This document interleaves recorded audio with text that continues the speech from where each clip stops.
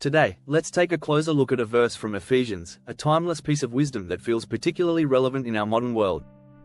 It's Ephesians chapter 6 verse 12, which reads, "For our struggle is not against flesh and blood, but against the rulers, against the authorities, against the powers of this dark world and against the spiritual forces of evil in the heavenly realms." We live in a world that can feel overwhelming at times, and perhaps you've felt it, too, the weight of struggles that go beyond what we see and hear. Maybe you've noticed moments where the challenges before you seem bigger than any physical obstacle, where the pressures and temptations go deeper than our day-to-day routines. This verse from Ephesians reminds us that our real struggle is not a fight against people or material obstacles, but against influences and forces we cannot always see or understand.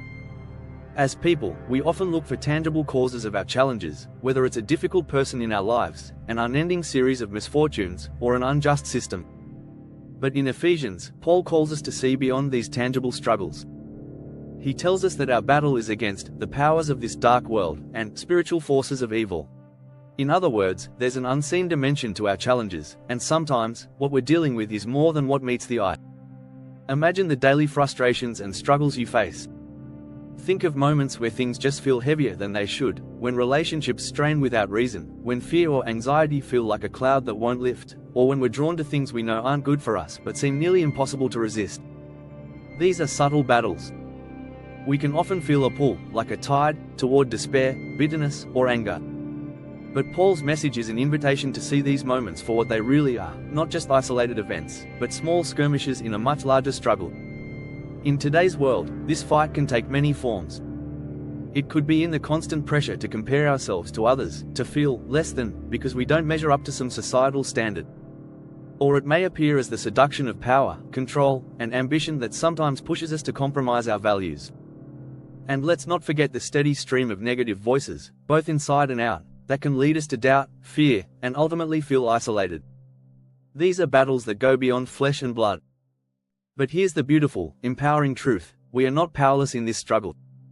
When Paul wrote this letter, he wasn't intending to leave us feeling overwhelmed or defeated. No, quite the opposite.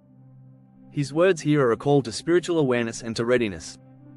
They're a reminder to take up our armor, spiritual armor that goes beyond the physical, a protection that comes from faith, integrity, and purpose. You see, Paul didn't just tell us about these spiritual struggles and leave it at that. Right after this verse, he goes on to describe the armor of God. He talks about truth, righteousness, peace, faith, salvation, and the Word of God as our protection. These aren't just abstract concepts, they're powerful tools we can actively use in our lives. Think of them as your inner resources. When we choose truth over deceit, when we walk in righteousness and kindness rather than selfishness, we are putting on this armor. When we focus on the peace that faith brings, even in moments of deep turmoil, we become stronger. In today's context, applying this verse means reminding ourselves daily that our struggles aren't only what we see.